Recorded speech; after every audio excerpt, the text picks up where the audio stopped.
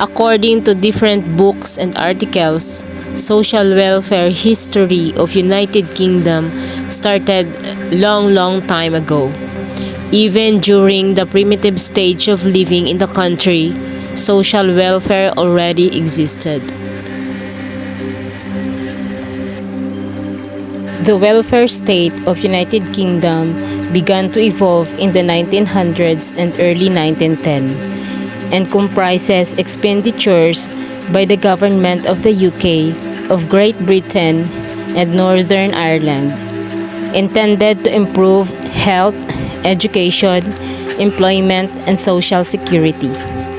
The British system has been classified as a liberal welfare state system.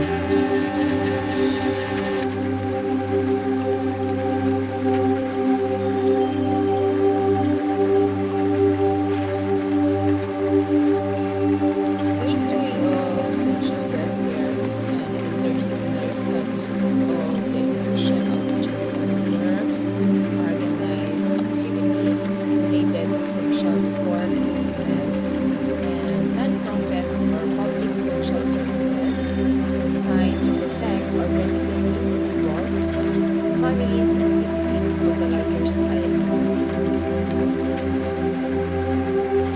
The term social welfare does not have a precise definition. Currently, social welfare refers to a wide range of activities and services by volunteers, non-profit organizations, and government agencies. Social welfare encompasses help provided to persons in need, activities and resources to enhance or promote the well-being of individuals, families, and the larger society.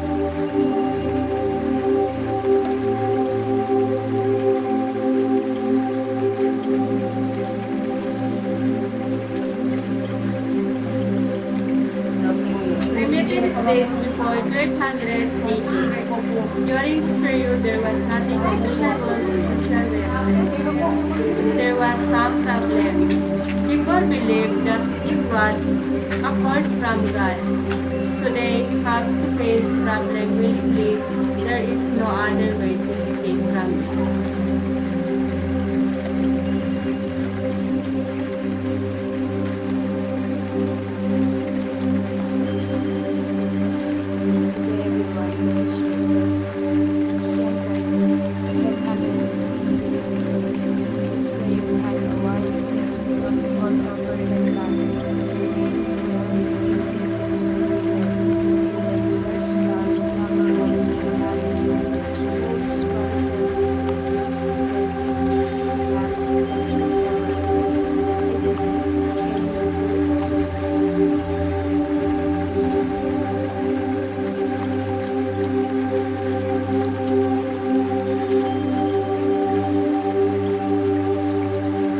This is my topic, Christian period. This period has wide effect on overall England.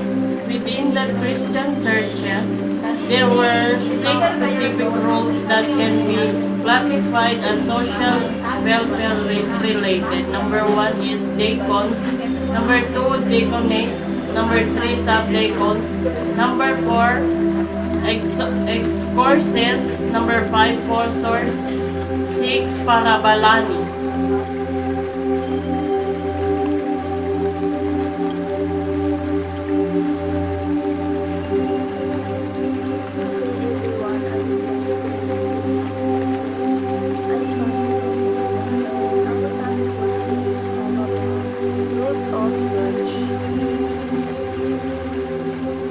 In Europe, in the early Christian era, the folk tradition sustained in the faithful nature is the religion's obligation to care for those members of the group who could not care for them.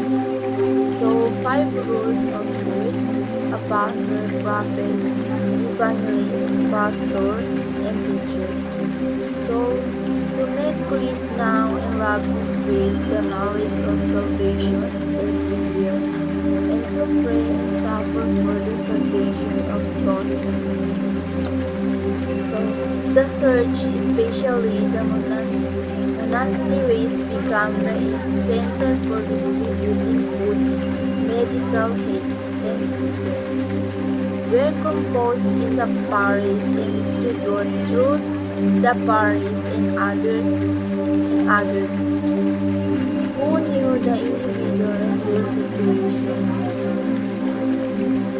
So, monasteries provided a stable environment to learning in medieval Britain.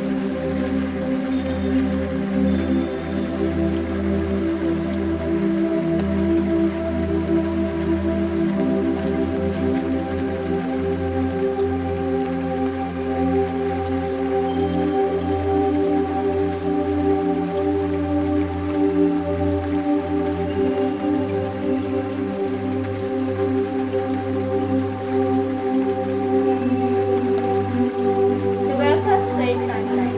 Before is a timeline that explains the development and establishment of the modern welfare state. Year 1601, event Elizabeth Warlock. Description: relief was given to people in the world who work due to age, disability, or illness.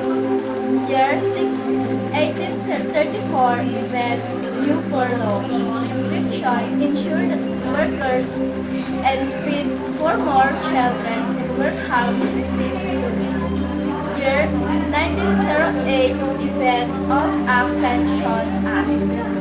Description: introduce pension for over 70 students. Event Labor Exchange Act. Description: create a labor exchange. Year 1909, event Development and Road Empowerment Funds Act. Description: provide funds to improve and repair highways. Year 1911, event National Insurance Act. Description: protected workers, agents, loss of learning, if sick, and provided unemployment benefits.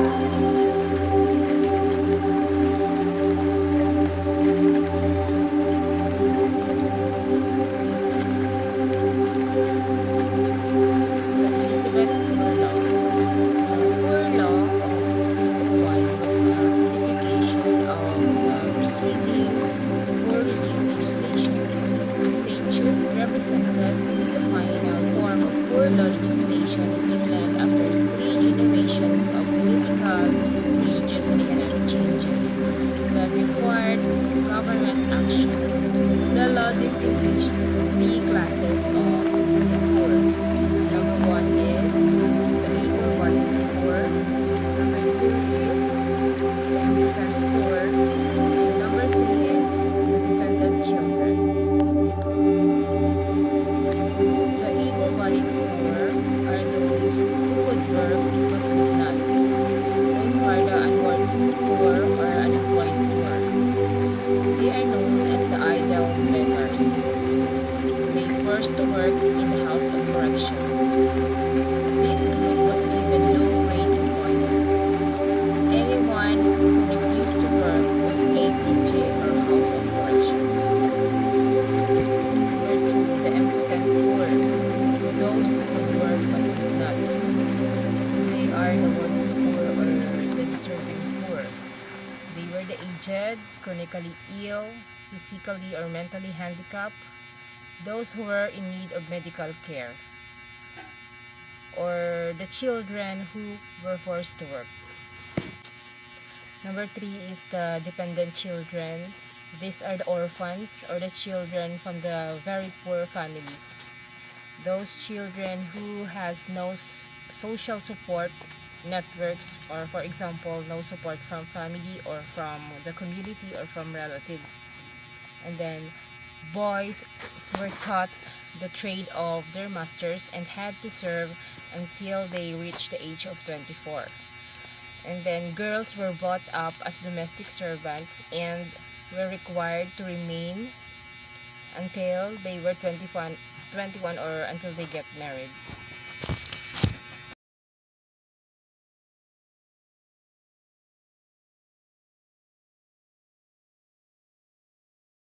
Law by British King Henry. In 1531, British King Henry VII announced a new law, which because the first British law to be considered as a constructive, the contribution area of helping poor.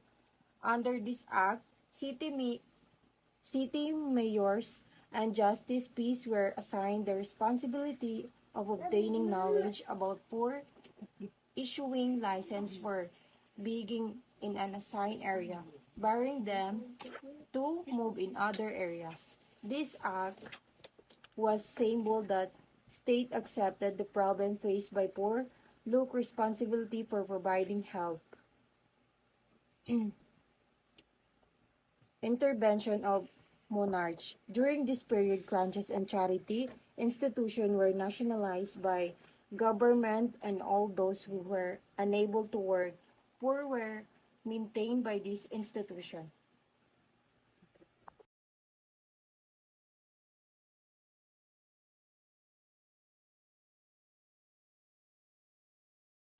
Good day, everyone. I'm Arang Ban, and I just want to tackle the term of former President Lyndon B. Johnson. So, during his term, the main goal of president is to eliminate the poverty and at magkaroon ng racial injustice. So, during this term, the major spending programs was launch the address the education, medical care, and urban problem, and also the rural problem and transportation.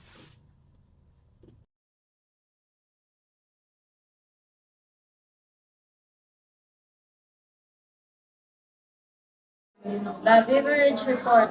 In 1942, Sir William Beveridge, chairman of the Interdepartment Committee, Social Insurance and Allied Service, presented a committee's report to the government.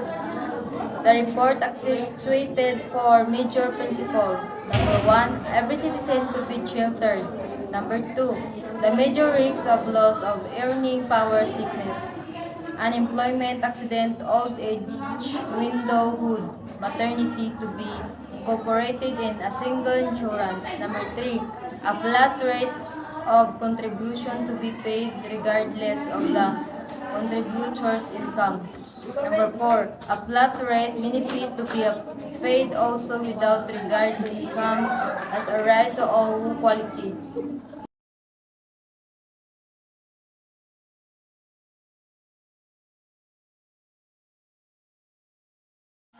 The welfare state during Thatcherism.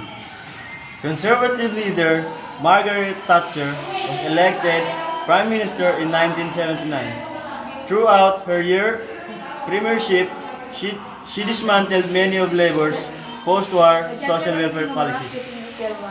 Trade unionism. In 1980, the Thatcher government passed the Employment Act. This policy limited the number of people who could join a picket line and banned secondary action. This policy was followed by Employment Act of 1982, which banned political strikes and made trade unions financially accountable for damage that resulted from industrial action. Economic policies.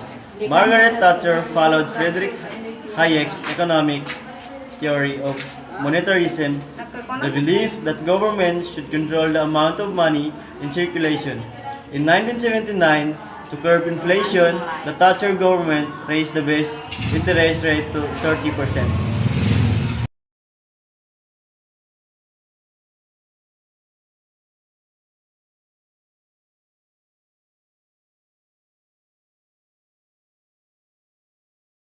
Good morning, ma'am. By the way, my name is Alfred Saldo Bulusan, and I tackle all about the result of introducing the School Meal Act 1906. The number of school meal provided rose from 3 million in 1906 to 9 million in 1910 and 14 million in 1914. Local authorities were giving a grant of 50% from Treasury because it was not compulsory. A minority in local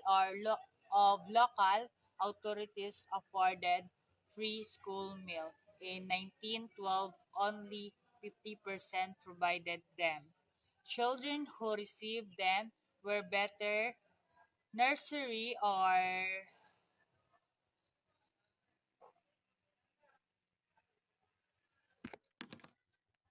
malnourished or nourished, and their lives improved.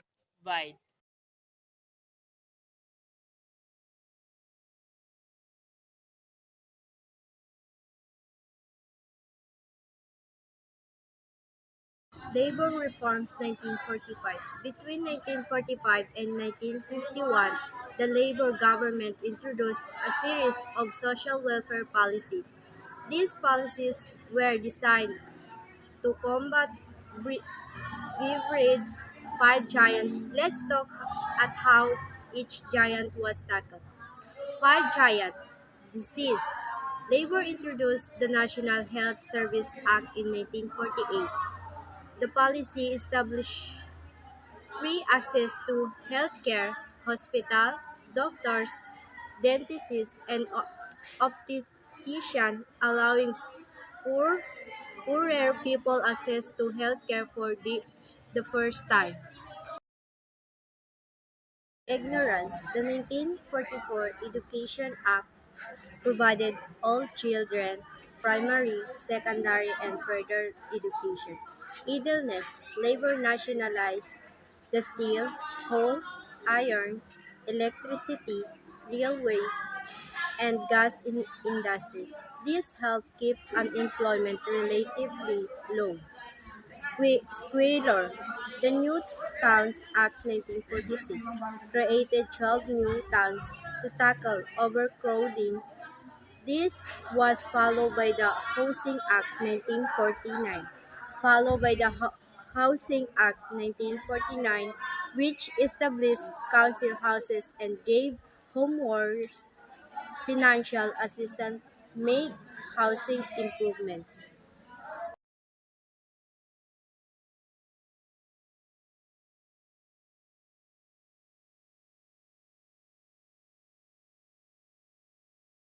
Cider organized in Everfield, Germany and spread to Buffalo, New York around 1877. The conviction that really promoted dependency was the basis for forming the societies instead of offering direct relief. The societies address the cycle of poverty, neighborhood charity visitors taught that values of hard work and thrift to individuals and families. The COS set up centralized record and administrative service and emphasis. Objectives, investigation, affirmation training.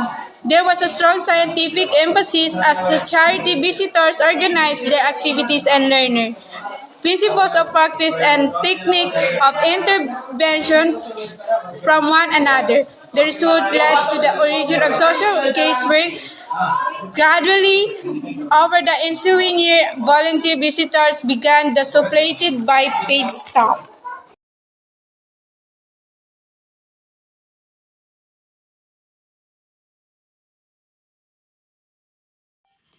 Welfare became state responsibility. In England, flanked by 1350 and 1530, a series of laws were enacted recognized as the statutes of liberals intended to force the poor to work. The decreasing power of the church and the rising tendency to shift responsibility to governmental authorities gave rise in England to a series of events which culminated in the well-known Elizabeth Poor Law of 1601.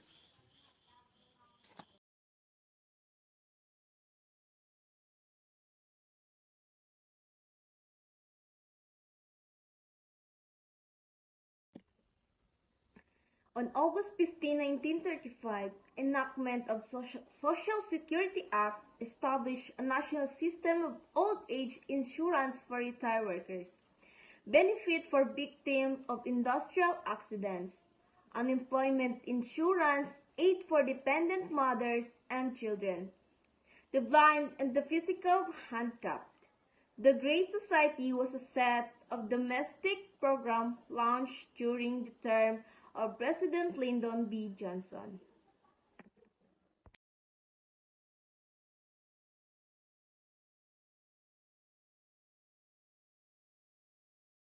Housing. The Housing Act of 1980 allowed Titans to buy council houses at the reduced rate. By 1987, over 1 million Titans and had bought council homes. While the aspirational working class heralded the policy, council could not reinvest funds into building new houses.